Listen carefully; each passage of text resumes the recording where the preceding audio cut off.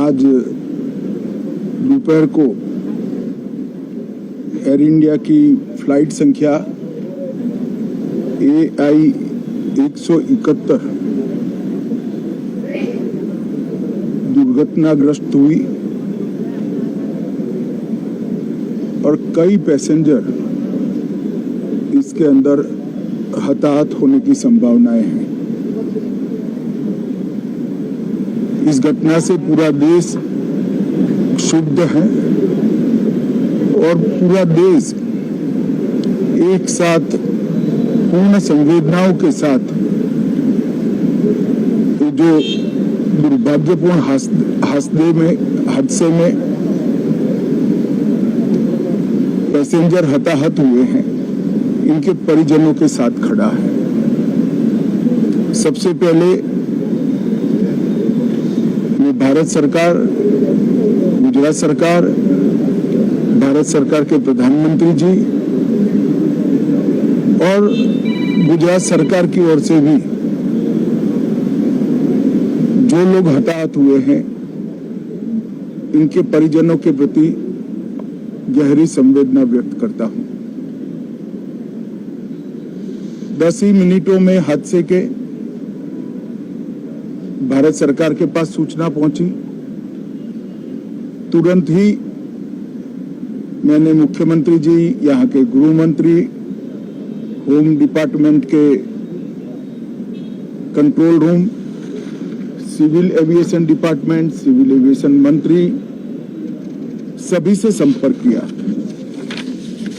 प्रधानमंत्री जी का भी तुरंत ही फोन आ गया और भारत सरकार और गुजरात सरकार के सभी डिपार्टमेंट एक साथ होकर राहत और बचाव कार्य में लगे। इस विमान में कुल मिलाकर 230 यात्री देश के और विदेश के और 12 क्रू मेंबर सवार थे। इसमें से एक यात्री का बचने का अच्छा समाचार मिला है, मैं उनको मिलकर आया हूं। मृत्यु का आंकड़ा तो DNA परीक्षण और यात्रियों की पहचान के बाद ही अथॉरिटी अधिकृत रूप से घोषित करेगी, मगर जो यात्री बचा है उसको मैं मिलकर आया हूं। घटना के तुरंत बाद गुजरात सरकार ने बहुत त्वरा से डिजास्टर मैनेजमेंट की सारी इकाइयों को अलर्ट करते हुए, चाहे हेल्थ डिपार्टमेंट हो, चाहे फायर ब्रिगेड हो, चाहे पुलिस विभाग हो, भारत सरकार की भी CAPF को संपर्क कर सभी ने एक साथ मिलकर राहत और बचाव का कार्य चालू किया। मगर 1.25 लाख लीटर ईंधन विमान के अंदर ही था और लगभग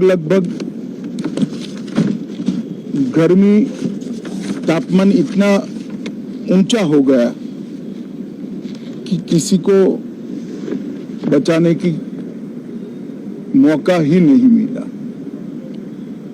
अब मैं घटना स्थान पर भी जाकर आया हूं। सारे यात्रियों के मृतदेह को बाहर निकालने का काम लगभग समाप्त हो चुका है। जितने यात्रियों के परिजन यहां पहुंच चुके हैं, वो सबका DNA लेने की कार्यवाही भी 2-3 घंटों में समाप्त हो जाएगी।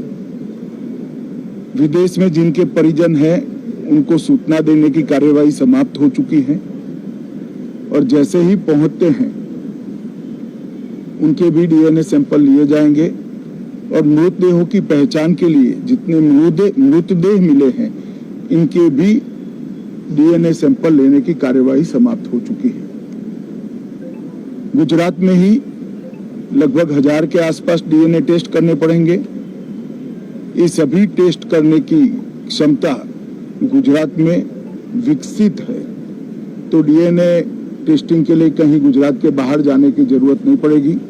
गुजरात की एफएसएल और नेशनल फॉरेंसिक साइंस यूनिवर्सिटी दोनों मिलकर कम से कम समय में डीएनए का परीक्षण पूरा करने के बाद परिवारजनों को अपना मृतदेह परिजन का मृतदेह सौंपने का काम करेंगे।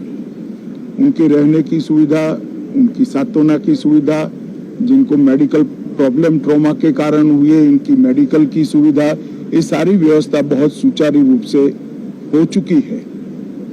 अभी रिव्यू मीटिंग में सारी व्यवस्थाओं को हम सब मंत्रियों ने साथ में मिलकर देखा है। एविएशन डिपार्टमेंट ने अपनी जांच शुरू कर दी है और जांच तेजी से आगे बढ़े इसके लिए भी एविएशन मंत्री जी ने सूचनाएं दी है।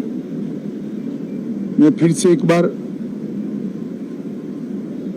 राहत काम में जिन जिन एजेंसियों ने त्वरा के साथ बचाव और राहत का काम किया वो सभी का धन्यवाद करना चाहता हूं और फिर से एक बार जिन्होंने अपने परिजनों को गंवाया है, हताहत हुए हैं, वो सभी को मनपूर्वक संवेदनाएं व्यक्त करता हूं। मैं एक बात जरूर कहना चाहता हूं कि ये एक्सीडेंट है, एक्सीडेंट को कोई रोक नहीं सकता,